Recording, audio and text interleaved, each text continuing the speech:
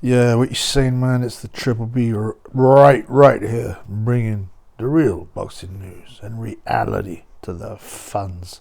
Subscribe and like. Yeah, and if you want, you can donate, y'all. Bengal G14, # Bengal G14, or give us super thanks. Anyway, enough begging, man. But I've been speaking to my boys, Sam Stroller and David Greenblatt, aka David Diamante, and they've been telling me, if you don't ask, you don't get. Right, so we're talking about this new, this fake prospect. This new fake prospect.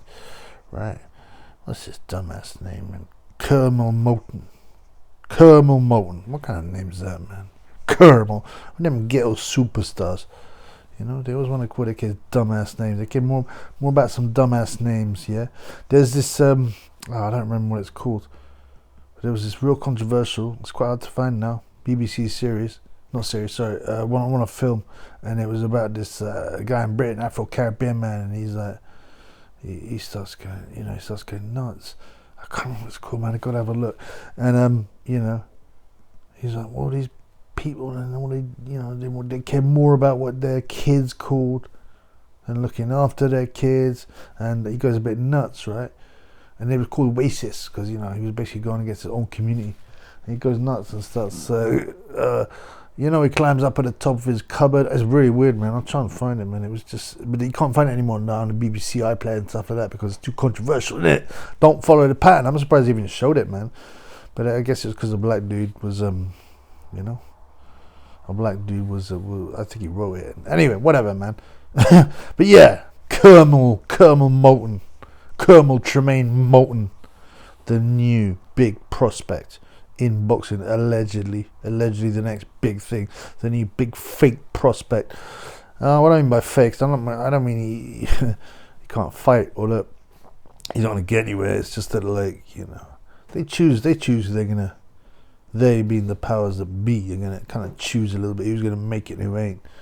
Yeah, and you better do as you're told. You better do your little rituals and things like that, and you'll be looked after. You'll get your cash money. I mean, remember, right? I say this again and again, yeah? And this is Floyd Mayweather's Protege, right? Yeah. This is actual Protege, and he's been giving him a lot of shout-outs. Now, Mayweather was one of the most, well, not when he was like super feather, but when he moved out, he was one of the most boring fighters in the world. There was just nowhere on earth, yeah, that his rise was organic. Most people would just ignore him, but they kept pushing him in the press, pushing him. Oh, the TBE, the best ever. Anyone with a brain in boxing knew that went true. Yeah? He got beat by Castillo and Oscar de la Homo, and certainly Castillo, right, for sure. But I mean, it was just not interesting. Why would you sell so many tickets? And well, because you've been kind of, you've got on the bandwagon, whatever. Or sorry, you got on the elitist wagon, and I'll look after you, as long as you do what you're told, and who knows the creepy rituals that go on and all this kind of stuff. And Floyd's another PD cheat, and he has those things where you get, you dehydrate yourself and all that, and then you have what is it? They in your arm, right? They'll fill your blood full of fresh blood and vitamins and all this kind of stuff, so you recover extra strong. Anyway, whatever, man. So this guy, CURMEL Moton, Floyd's Protege, Floyd been grooming him. Yeah, it probably means that Floyd's pushed his batch in, as a what's it called? I guess a scout now for the powers that be. They're looking for these talents, man. He's a CURMEL. He's only 17, and he's a super featherweight. Yeah, and if you look at the photos of him, man. The photos of him flexing his muscles. He's a weird looking guy, like a little gremlin looking guy, right? And just staring at that's not a natural shape for a 17-year-old. You get the odd freaks, right? But it's not just that, man. This man's juicing hard, this manlet. You got these great, you got these great, I don't know what you call them, like triangle, right? Triangle biceps, right? Like Toblerones. You don't get those unless you're juicing, especially not at 17, right? I know a guy who's he's a low-level pro bodybuilder, and he was saying I could just spot the natties, right? I also got a friend who's a natty who's done well. Yeah, I can spot them just by looking at the pictures. I said, yeah, I guess so. He goes, yeah. As soon as you see that huge bulging Toblerone shaped bicep, you know he's juicing. And I showed him the picture of my natty friend. He goes, that guy's natty. I can tell. Yeah. And CURMEL got that Toblerone bicep. Yeah, and I call them Toblerone biceps, like, you know, the people like Roy Jones biceps as well. Yeah, I watched him in the Olympics, how different his physique was. And he might have been juicing a bit at the Olympics, right? But he didn't really step up when they hit the pros. Roy Jones failed the test as well. And look at his body shape. It's so blatantly juicing. I mean, it's disgraceful. And yeah, they'll still put him in the Hall of Fame. He failed the test. Well, they give him 6 months. Yeah. Then if you do a bit of yayo in the UK, what's a guy called Cameron or something, you get like 4 years. It's ridiculous.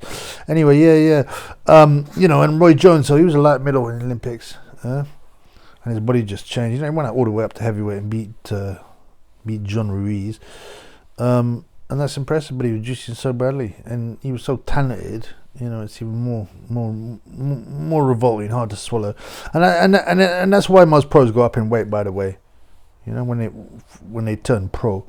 You know, I thought when I was younger, naive, I thought, well, surely they would drop down a weight, right, in the amateurs, because I think the amateur weights were a touch higher as well, because you know you got to win on a day of the fight. Sometimes as an amateur, you win like 2 hours before your fight, right? So you don't have that rehydration stuff.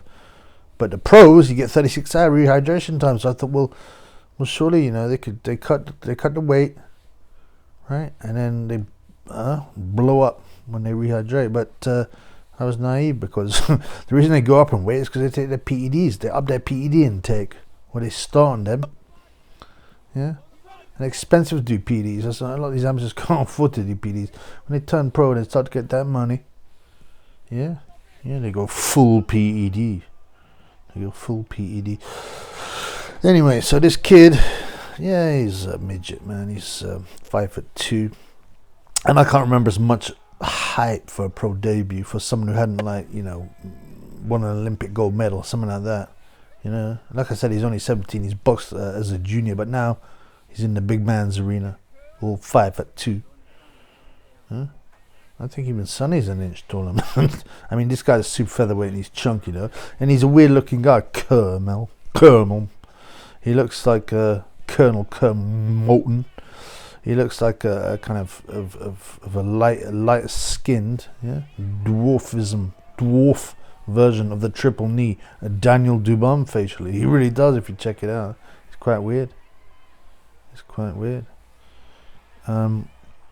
And you know, someone said in the Korean, hairdresser forum, that he looks like an American Daniel Dubon.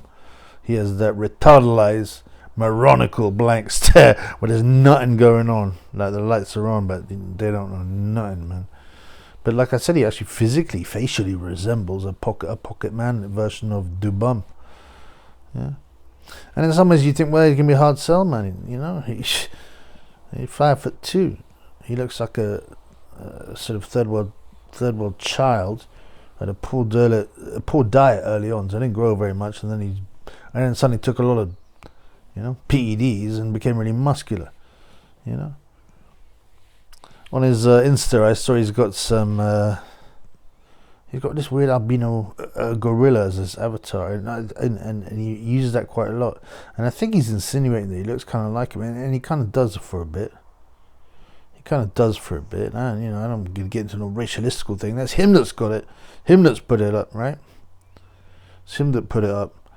But the guy he fought, so he fought an unbeaten guy. He's unbeaten in 3 or 4 fights in his first fight, which can mean a lot or can mean nothing, right? I mean, some of these, they pull some of these unbeaten guys and you know, they've just beaten road sweepers and they can't fight. But this guy actually was okay, man. Yeah, his opponent wasn't a bum. I don't know his name. He's a Mexican or of Mexican origin, but you could see he knew how to throw a punch. You know, he knew how to throw a punch, and he came to give it a go. It's not like some, you know, in the UK you get this awful 1 win and 30 lost journeymans that they throw in against top Olympic prospects. That's disgraceful, man. I probably like the way they do it in Ukraine. If you're good enough, you move up quickly, man. And this little guy, why they? I mean, he's only 17, so they're gonna have to like be gentle with him for a bit. But I don't know, man. They've given him a lot of PR already. Why are they gonna rush him up? They don't want to make him, you know.